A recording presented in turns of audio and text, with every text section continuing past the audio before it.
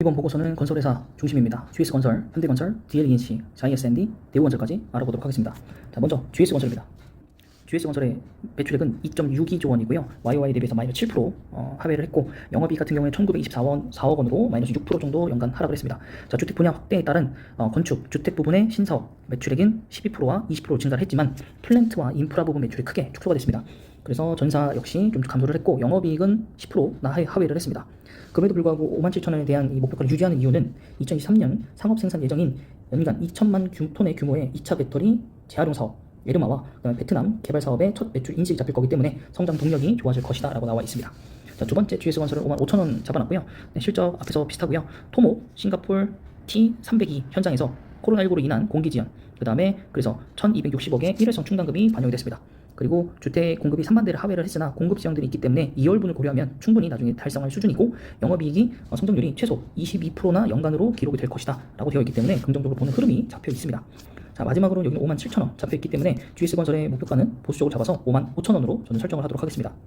자, 현대건설입니다. 현대건설의 경우에 매출액 5.18조 원이고요. YOY 대비해서 19% 상승했고, 영업이익은 1913억으로 112%나 성장을 했습니다. 자, 영업이익은 하회를 했지만 2022년 이 카타르, 그다음에 쿠웨이트 추가 원가 반영에 따른 기저효과가 좀 있고 1조 원 상회를 한 해외 매출 확대에 따른 이익 증가로 전년 동기 대비 영업이익 폭이 개선되었습니다. 자, 원달러 같은 경우에도 이제 적자였던 것이 흑자로 다시 좀 전환이 된 부분도 있습니다. 그리고 해외 이제 잠재 리스크 요거죠. 일회수 충당금이랑 이제 그 미청구 공사 삼각비 반영 이런 것들을 미리 했기 때문에 떨어진 거고, 주택 확대도 나중에 대선이 끝나고 들어올 것이고, 해외 대형 현장 매출 인식도 좀 돼야 됩니다.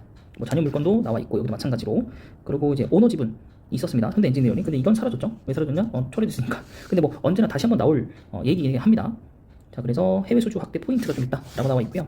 두 번째는 이제 현대건설 또 이제 58,000원 거의 내용이 똑같아가지고요.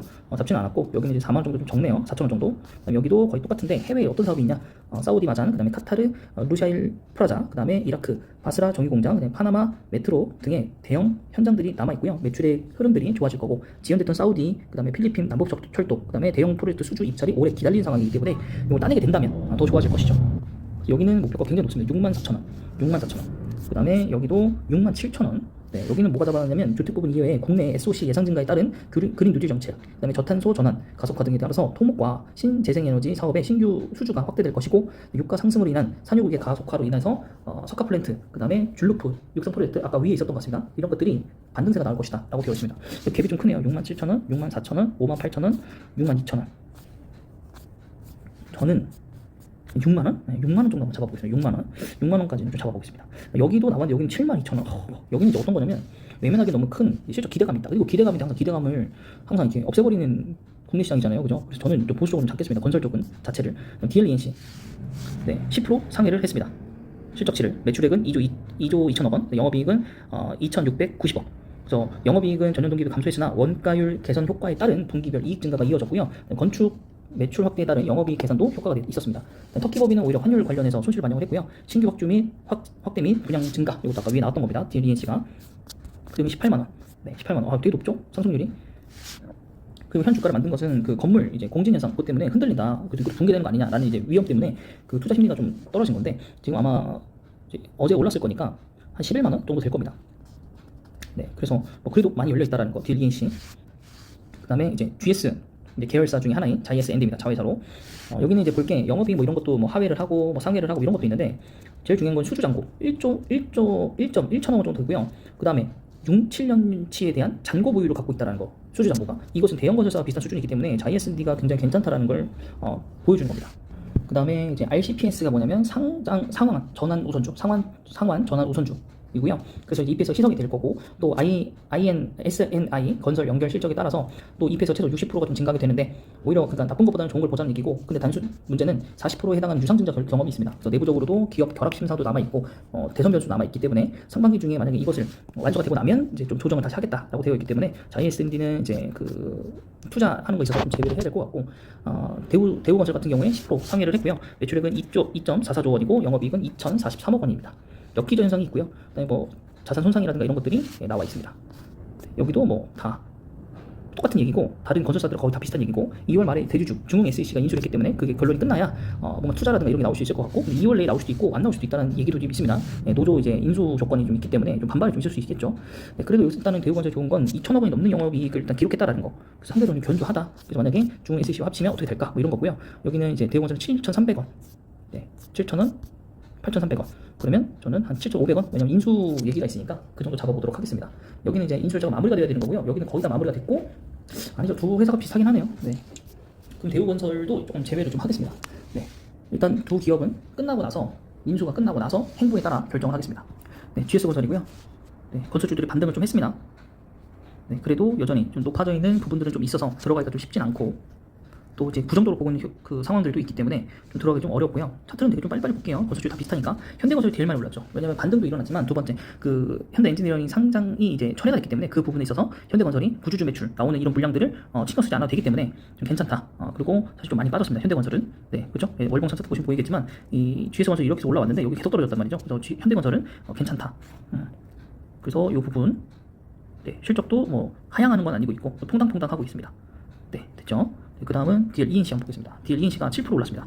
이게 별 그게 없는데 떨어졌던 거거든요. 그 건물 흔들린다는 것 때문에 제조사 했는데 뭐 추가 공사 안 할 거고 괜찮다 그 정도면 이라고 나와 있기 때문에 이게 올라갔던 게 쭉 떨어진 거고 사실 좀 잡았어야 되는데 못 잡았다는 게 좀 아쉽고 네 돈이 없으니까 항상 이럴 때 그래서 DL ENC는 앞으로도 다음 달 이번 달 조금 더 개월 좁힌 상태에서 끝낼 것 같고 그래서 쭉 이게 올라가지 않을까 생각이 좀 듭니다. DL ENC 좀 괜찮은 회사입니다. 네, 뭐 나머지는 뭐 문제가 없고요. 배당도 2,200원 정도 주고요. 네, 괜찮습니다. 그 다음은 이제 대우건설 먼저 보고 자이SD 볼게요. 자, 일봉, 주봉, 월봉, 바닥이죠. 네, 바닥이니까 인수가 끝나고 나면 네, 이게 턴 어라운드가 될 수도 있고 여기가 턴 어라운드가 이렇게 될 수도 있는 겁니다.